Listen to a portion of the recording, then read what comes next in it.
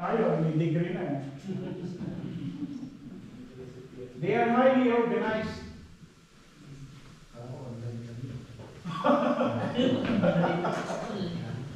Digital. And you are on the hit list. This is scary. It's not only me, each one of you are on the hit list of the devil. You are on the hit list by name. Your family is on the devil's hit. If you know who you are in Christ, you'll get off of this hit list, and he'll be on your hit list. So what it means is, if the devil wants you as the hit list, you should know yourself, equip yourself.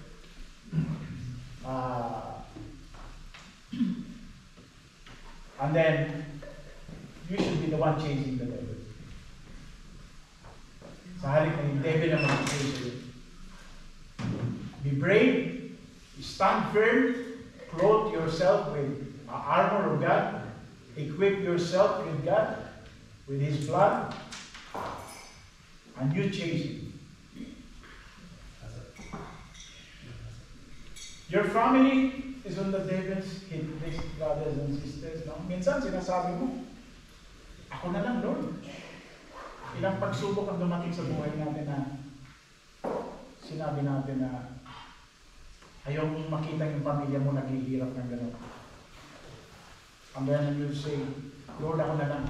Nung mangyari sa anak namin yun, I say, Lord, let it be. Let it be me. Diba? Pero the more that you say that, the more that you say this, that the devil is being aware that that becomes your weakness. Na makita yung pamilya mo is under attack. Yeah? At doon ka lalo niyang titirahin. If the devil knows that you're strong yourself, he will not attack you more. Matalino ang devil. He will attack more the people whom you love the most. Yung mga anak mo, yung mga asawa mo, kung marami kang asawa, hindi nila attack. Amen? And then you will say to God,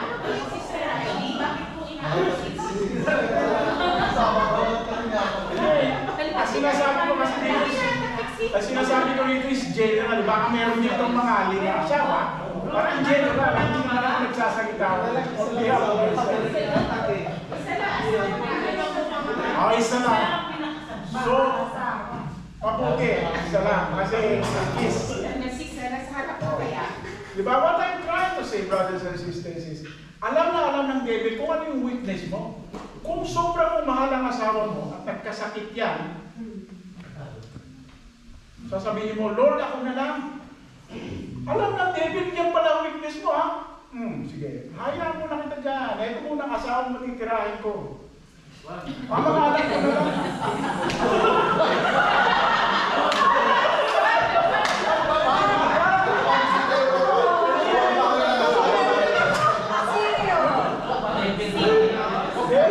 Devil din yun. Yung whatever lingers into our mind, that's the devil. You know? Pero totoo, di ba? Because hindi ka naman nakatakihin. Bakit ka atakihin? Alam ng devil na alam niya kung paano ka lalabanan mo yan, di ba? You're equipped, you clothe yourself with God. So paano ka lalapitan ng devil? Ang lalapitan niya is kung sino yung magpapabagsak kayo. Your foundation is your family. He'll break the foundation.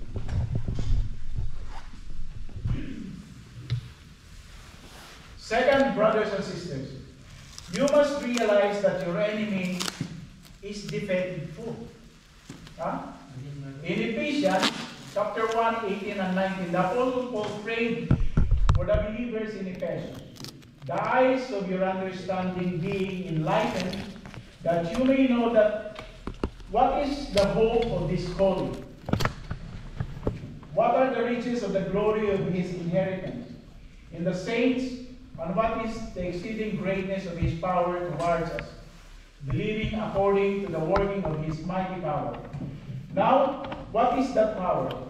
Which he worked in Christ when he raised himself from the dead, and seated him at his right hand in the heavenly places. So, dapat natin malaman, brothers and sisters, whatever we're battling at the moment, this battle has already been won. Okay? It has already been won. The Lord has come into this world to rescue us, to win the battle. It has already been won. So, bakit pa tayo nagpaglaban ngayon? Nanalo na pala si God. Because the Lord is so good. We're giving freedom for ourselves. To journey this life, experience the beauty and greatness of the Lord, but it does not exempt us to be tempted. You will experience temptations, you will experience all the troubles that may distract you and pull you out of the grace of God. But it's up to you. Di ba sinasabi? It's up to you. You have to stand up yourself and be resistant to the temptation of the devil and stand firm in the Lord, because the Lord has already won this battle for us. Ang gagawin na lang natin, we stand firm for Him. You must third one, brothers and sisters, you must realize that the victory of Jesus has been attributed to you. Jesus said in the prophetic utterance to the 70 disciples, whom He was sending out to preach the kingdom of God, "Behold, I gave you the authority to trample on serpents, scorpions, and over all the power of the enemy, and nothing shall by any means hurt you." So we have the power. We are given the power by God. We have been equipped by God. Pero kung tatanggalin natin yung armor natin, then we will be vulnerable for the devil to be win over. Number 4, brothers and sisters, the church should demonstrate this victory. In Ephesians 3, it says that God's intention is that now a manifold wisdom of God might be made known by the church to the principalities and powers in the heavenly places, according to eternal purpose, which He accomplished in Jesus Christ. So the church has got a great role in helping us to stand firm with God. Number 5, brothers and sisters, the only place the devil can have in a Christian life is the place which we gave it to him.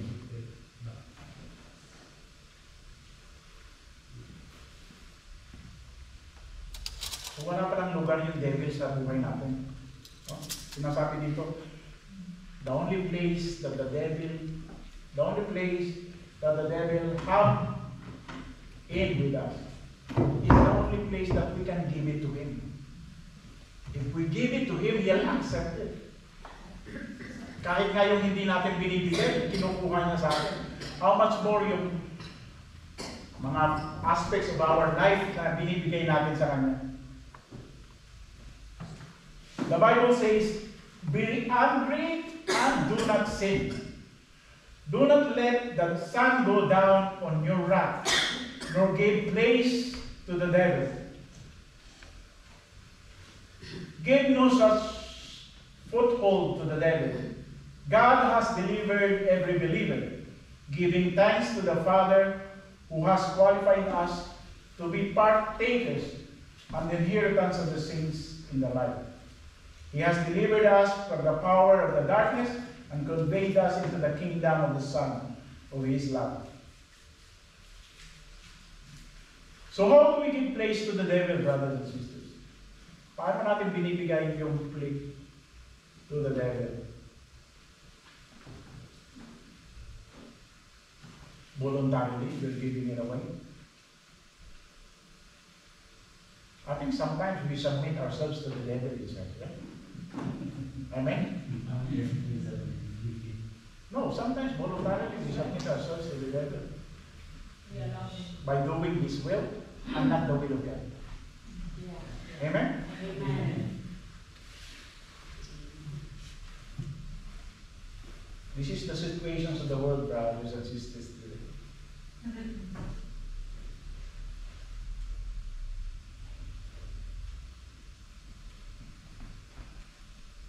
There's two opposing powers, the kingdom of God on the light and the kingdom of darkness. Okay? So where do you stand?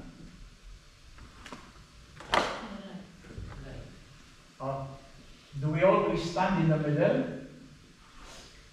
and walk like walking in the path para hindi ka mahulog sa madilim? Or step onto the light? Why can't we make a choice to step onto the light? But most of the times we stand and we walk into the mid. Diba? Wherein there is a big choice here to stand in the light.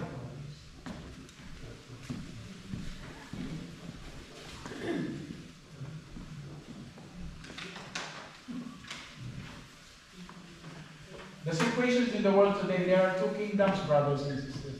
The light and the darkness. Jesus has mounted to rescue operation and attack against the Satan kingdom. It involves bringing people from darkness to light.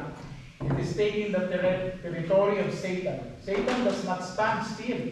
His dominion and his power over people are threatened. He undertakes defensive action. The spiritual battle is continuing. All the people are born into the battle for the hearts, minds, and soul of men. More specifically, we in Corpus for Christ, having joined God's kingdom, are in the thick of the fight because God uses us.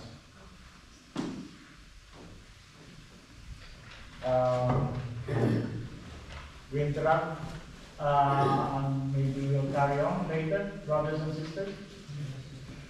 I think it's time for our divine mercy. It's time. The name of the Father, the Son, and the Holy Spirit. Amen. You inspire Jesus, but the source of life, gospel for souls, and the ocean of mercy opened up for the whole world. O fountain of life and fathomable divine mercy, envelop the whole world and empty yourself all upon us.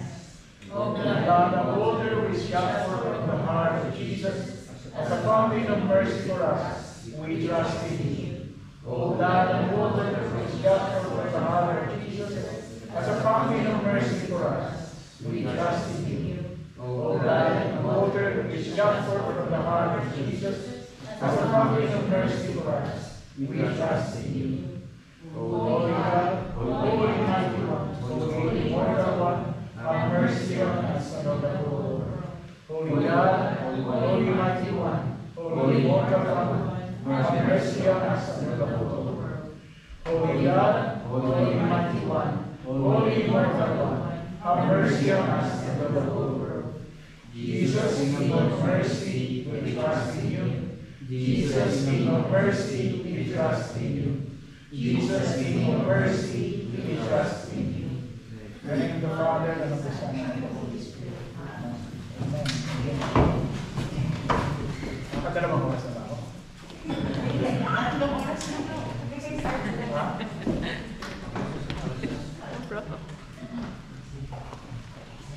So how do we give praises to the devil? In the context, Paul is talking about anger.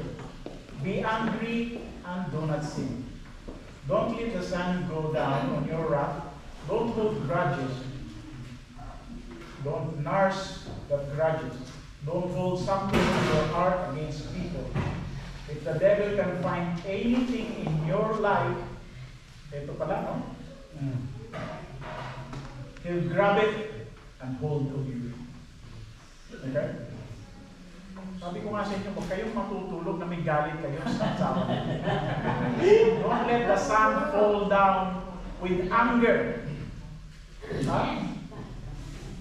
Amen. Because you're inviting the devil. More than 2 hours daw eh, kay Jill. More than 2 hours, dapat settle down na yan. Laging galit ko eh. Ha? Laging galit. Sino?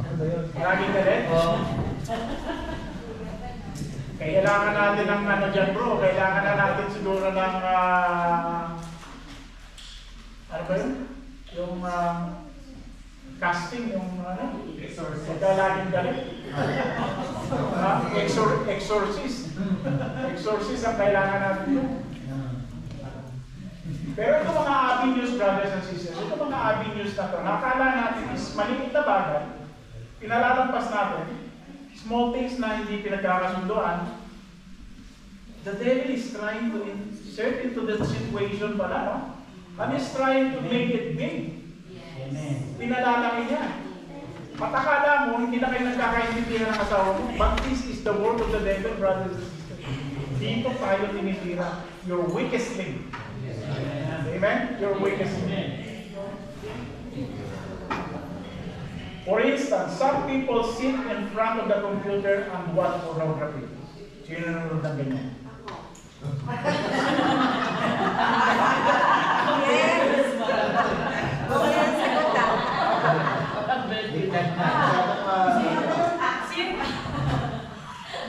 Sino may character siguro? Diba? Oh, nanonood ng pornography. And then they wonder why the devil's taking over their home. Because there's an avenue there that the devil can get in. Diba? And they wonder why the devil's taking over their home. Some read the horoscope and try to find out their future in the stars. So they don't trust God, they trust in this horoscope. Diba? And this horoscope is the devil's work. They try to give you hope in a hopeless situation. No? Let me tell you something, brothers and sisters. We're born under the stars of Bethlehem, under the sign of the cross, and need to reject any other messages, any other horoscope, any other stars. There's no other stars except the stars in Bethlehem that guided all the three kings. Realize that we are ones who by anger, jealousy, envy, pride, unforgiveness, immorality, and other sins give place to the devil. So anong meron tayo dyan? Ha? All of the above. Bahala na kayo. Ulitin ko ha. Who by anger, jealousy, envy, pride. I think lahat may pride. Ako may pride. Sobra. Ha? Big pride.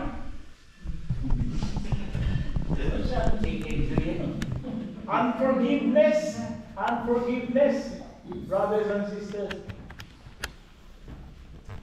Kaibigan mo, hindi mo mamatawad. Dahil hindi mo na kinakausap, sasabihin mo, wala ka ng galit. Wala ka ng galit dyan. Pero hindi mo kinakausap. Because you don't want to engage. And other sins give place to the devil to grab and hold us. Give no place to the devil. Refuse to budge. Be immovable. Stand your ground. And if you're done, all you have to do is ask God to forgive you and slam the door. Shut in the devil's face. Stand firm. Be still with God. Shut the door. Just be with God in that room.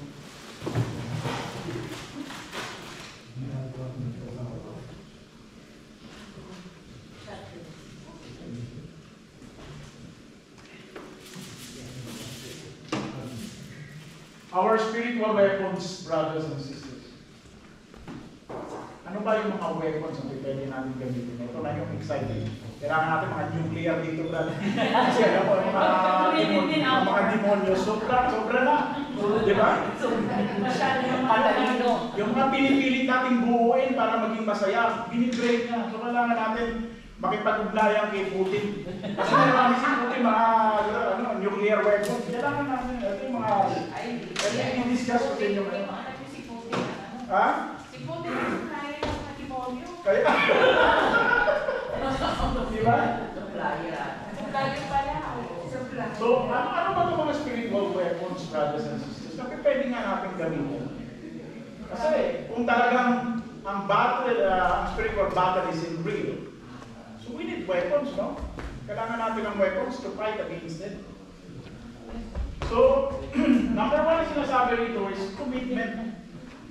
Commitment. Commitment kanino? Kay David? Kay Putin? Commitment to Christ, brothers and sisters. Commitment to Christ. Leading us to live as righteousness, purity, and holiness. That is in Corinthians chapter 6, 7. We do not need to be saints yet, but we need to have passion for God's righteousness and the hatred of evil. Alam niyo ba ang mga saints is, sabi ni Pope Francis, ang mga saints, they got nothing different from us. They are all sinners. They are all broken. There's nothing different between us. Pero bakit sila naging saints?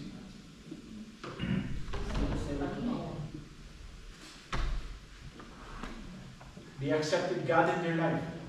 They accepted God and be changed by God. Because in our brokenness, we cannot be saint. We need God for us to change our life. Because in our own expense, we cannot do it. Yeah? Amen? We can't do it. So commitment to Christ. Have purity of motives and desires. Serve for the glory of God, not on our own. Guard against the danger of pride. Have humility. Know that without Jesus, victory on the cross, we cannot succeed. We believe we will be ineffective if we are not righteous. Ang mga saints daw, they are not model of perfection. They are models of ano yung sinabi ng isang theologian? They are models of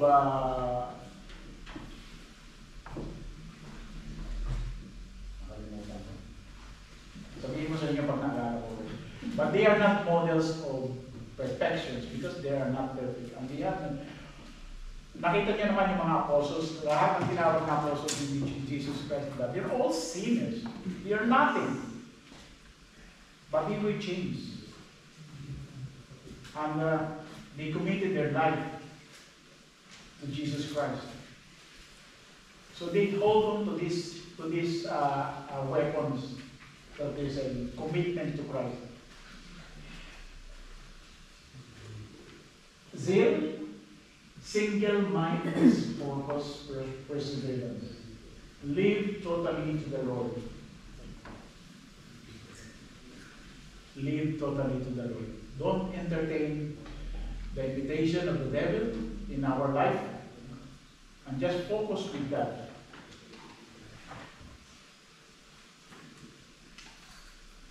The Word of God.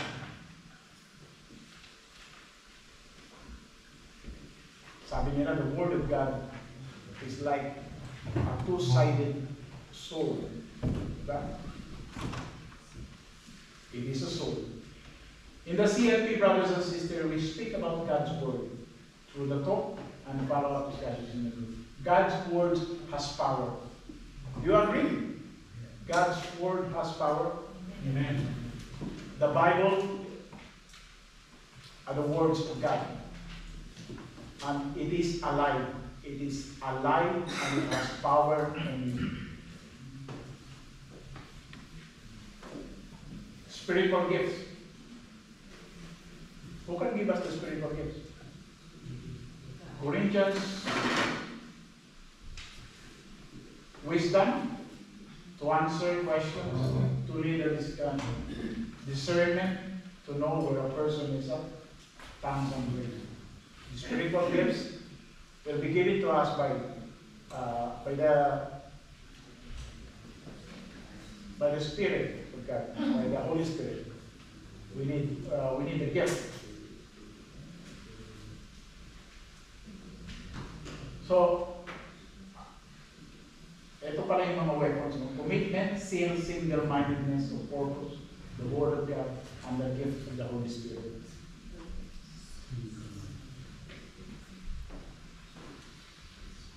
Ngayon, pag-usapan naman natin yung protection. Diba? Meron kang weapon, hindi niya naman pwedeng sugod ka lang na sugod. Tatamaan ka, tatamaan. So, kailangan natin ng weapon. Kailangan natin ng protection. The armor of God. Ano itong armor of God na kailangan natin? Nakita niyo to? Yung picture? Nag-disguise pa siya, nag-maskara pa. Hindi parang protection pala yan sa mukha niya. Tapos meron siyang shield. Meron siyang sword. Meron siyang nika. Yeah? So this is the kind of army that God is looking for us. We got weapons and we got protections. Ready to go for the battle.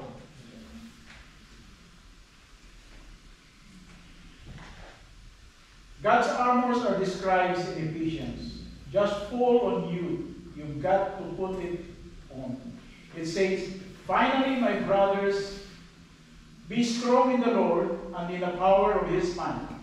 Put on the whole armor of God, that you may be able to stand against the wiles of the devil.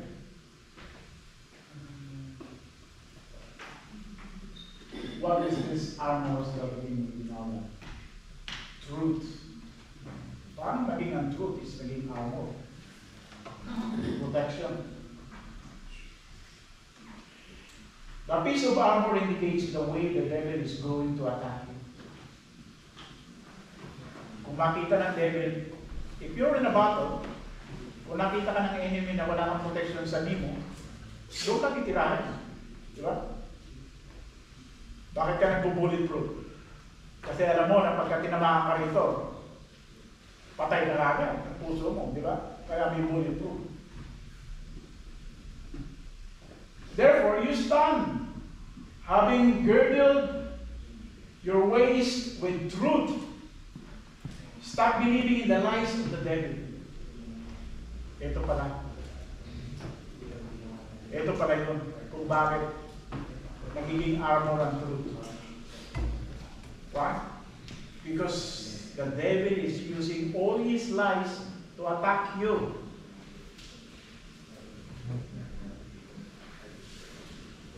Stop believing in the lies of the devil. The devil is going to try to keep you ignorant of what Jesus really did when He died for you and rose again. Make sure that redemptive realities are yours. Study the Word and know what it says and get it in your spirit. Make sure redemptive realities is yours and you embrace it. Take it with you. Keep it with you in your own understanding, take the truth. Ito yung sinasabi ni God na He has come down to save us from damnation, from the devil. So kahit anong lies ang sabihin sa iyo ng devil, don't believe him. Don't believe him. He's trying to distract you. He's trying to tell you, you're not my God. Hindi ka, makasalanan ka, paano mo sasabihin, save ka na God? You got all the sins. Pero embrace the truth that God is telling us, brothers and sisters. Embrace the realities that God has come down here. Or else, magiging baliwala yung kanyang pagpapakahirap at pagpapakamatay sa krus. If you believe that the lies of the devil na makasalanan ka pa rin. at wala kang kapatawaran.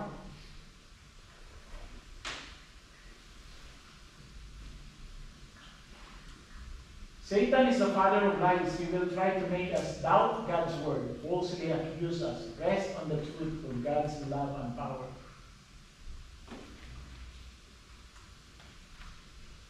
Justice of righteousness. Having put on the breastplate of righteousness, that tells me that the devil is going to come against you with condemnation. He'll say, you are worthless. Look what you did. Look at your past. Look how many times you have failed to obey what you read in your Bible. Condemnation will cause you to wilt like a wet spaghetti. Put on the breastplate of righteousness to guard your heart. Know that you have been made righteous in Jesus Christ. You're not going to heaven because you live a perfect life. You're going to heaven because Jesus died to make you righteous, and your spirit man has the righteousness of God. So put on, and when the devil comes around, says, devil, who are you talking to? If he says, you have skeleton in your closet, remind him that all your closets have been cleansed by the blood of Jesus. Destroy your rear view mirror of life. Quit looking back. And what you used to do, look forward and serve Jesus. Amen? Lahat ng kasalanan natin, ibabalik ng devil sa atin. From the very start, and then we feel the guilt. We feel the guilt of our sin. And then, that's where the devil gets in and distract us na, kita mo yung lahat ng kasalanan mo? He'll drag you to it. And you will say, sinong Diyos ang makapagpatawad sa'yo? Wala kang kapatawaran. You're done. But hold on to the weapons of, to the armor of righteousness. That God, tama yung sinasabi na hindi tayo makakarating sa langit because our life is not perfect. But God has made it perfect for us. So whatever lies the devil says is not true. And don't look back on the sin because everything that we have confessed with God is forgotten. So kung kinalimutan ng God, kalimutan na rin namin. Amen? Amen.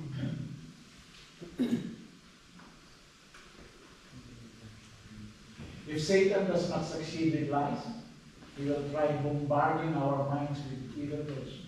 Resist the temptation. And then the gospel of peace. Having shed your feet with the preparation of the gospel of peace. Another translation says, put on the shoes that will give you firm footing. See, when you're going to fight, you've got to get your feet firmly planted in the truths of the gospel. But it has another meaning. One translation says, wear shoes that will speed you when you spread the gospel.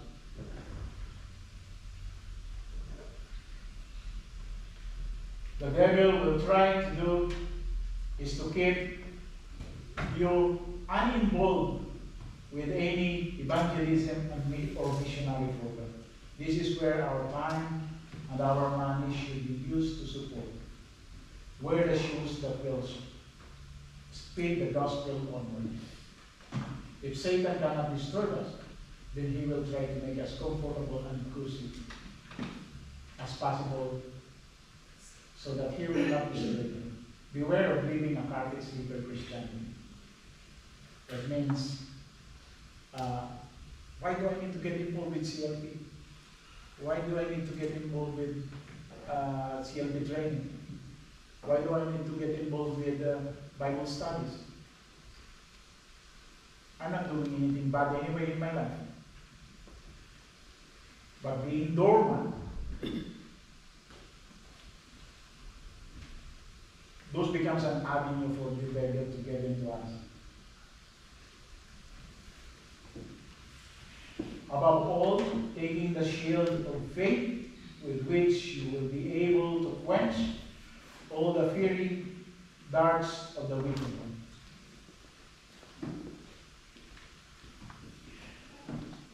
Lift up above all the covering shield of your faith, whereby you'll quench all and put